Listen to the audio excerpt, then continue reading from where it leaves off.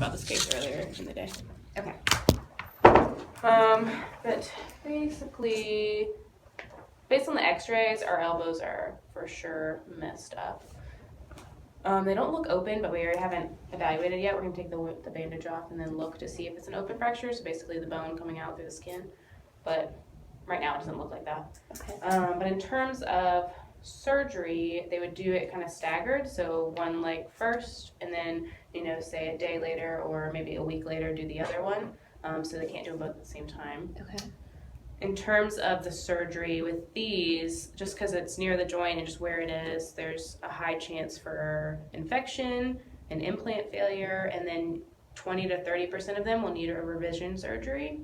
And we had one dog here that had bilateral, so both legs affected, and similar to Spirit, and his bill came up to be $17,000. So it's very expensive. So I don't know if y'all knew that, or if we you're still. were thinking maybe like 8,000 to 10,000. Yeah, no, Dr. Corvo, who's the resident I was talking to, told me to quote 15,000 as an estimate, like a starting estimate, and that's without complications.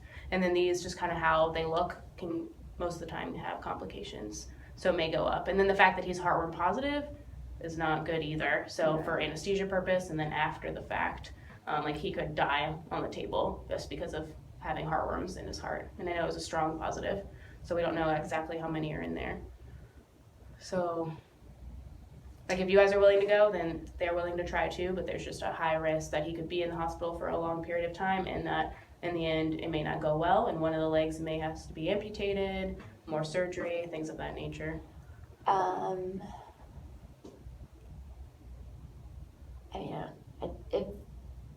I think right now the only problem is money, but we have no problem raising the money. I mean, we've had 7,000 so far in 11 hours, so Okay. I think we're good. Okay.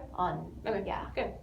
They do in the morning, because right now our front desk isn't here, but in the morning they'll call for half of the high end of the estimate as like a down payment, and then the rest of it you can kind of work out with them as like a payment plan kind of thing. Okay.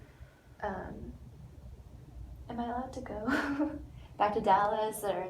Yeah. That's why. No, you're allowed to go. We can have someone, come in and check on him tomorrow morning. Oh, that doesn't really need to be necessary either. Okay. Unless they want to come visit, but they can just do it by phone call. But I guess we just need to make sure we have whoever is going to be paying their number. Tonight? No, I'll need it tonight, but they'll call in the morning. Okay. And then I'll just get you to sign the estimate form, just so we have that. But yeah, that's why I came in here real fast, so you guys could get on out of here, because you don't need to stay.